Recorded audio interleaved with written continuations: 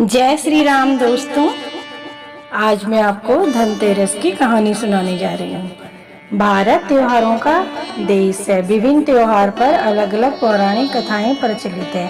इसी प्रकार धनतेरस पर भी यमराज की एक कथा बहुत प्रचलित है। कथा कुछ इस प्रकार है। पुराने जमाने में एक राजा हुए थे, राजा हिम। उनके यहाँ एक पुत्र हुआ तो उसकी जन्म कुंडली बनाई गई। ज्योतिषी ने कहा कि राजकुमार अपनी शादी के चौथे दिन सांप के काटने से मर जाएगा।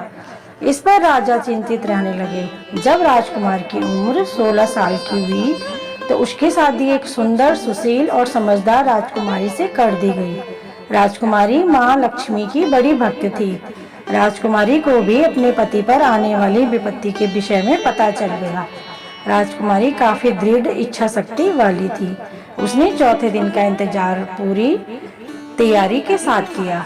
जिस रास्ते सांप के आने की आशंका थी, वहां सोने चांदी के सिक्के और हीरे जवाहरात आदि बिछा दिए गए। पूरे घर को रोशनी से जगमगा दिया गया। कोई भी कोना खाली नहीं छोड़ा गया, यानी सांप के आने के लिए कमरे में कोई रास्ता अंधेरा नहीं छोड़ा गया। इतना ही नहीं, राजकुमारी ने अपने पति को जगाए रखने के लिए उससे पहले कहानी सुनाई और फिर गीत गाने लगी। इसी दौरान जब मृत्यु के देवता यमराज ने सांप का रूप धारण करके कमरे में प्रवेश किया तो रोशनी की वजह से उसकी आंखें चुंधी आ गई। इस कारण सांप दूसरा रास्ता खोजने लगा और रेंगते हुए उस जगह पर पहुंच गया जहां सोने और चांदी के सिक्के रखे हुए थे।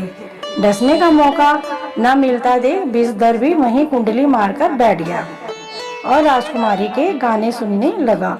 इसी बीच सूर्यदेव ने दस्तक दी, यानी सुबह हो गई। यम देवता वापस जा चुके थे। इस तरह राजकुमारी ने अपने पति को मौत के पंजे में पहुंचने से पहले ही छुड़ा लिया।